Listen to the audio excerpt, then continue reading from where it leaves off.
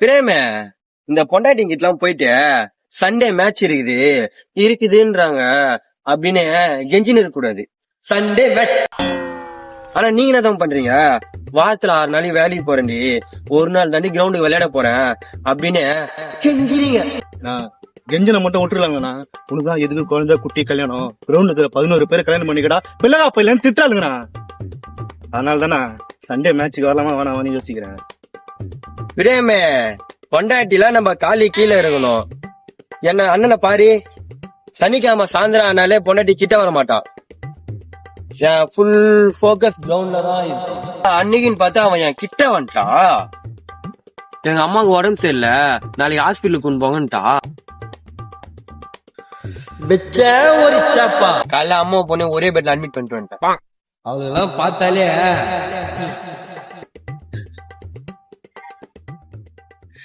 விடிய காலில இருந்து லைட்டா போட்டா பொண்டாட்டி பார்த்தோன்னே பயத்துல கிளம்பி வந்தாடா.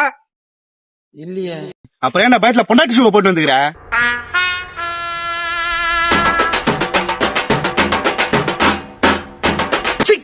ஊர்ல இருக்கிற எல்லாரும் பொண்டாட்டி பைப்பில் இருந்தா சொல்லுங்கிறீங்க. எல்லாரும் பயந்து ஆகிறீங்க. எவன் தானே பொண்டாட்டிக்கு பைப் இல்ல? பாத்துறா பொண்டாட்டி ஷூ கண்ணு கிரவுண்டுக்கு வந்துட போறாடா. பிரேமே வண்டி சேவை கொடு பிரேமே. பொண்டாட்டி துணி துவச்சு வச்சு காய் போட்டு வந்துடுறேன். சாப்பா பாரு, நான் வச்சிருவேன்.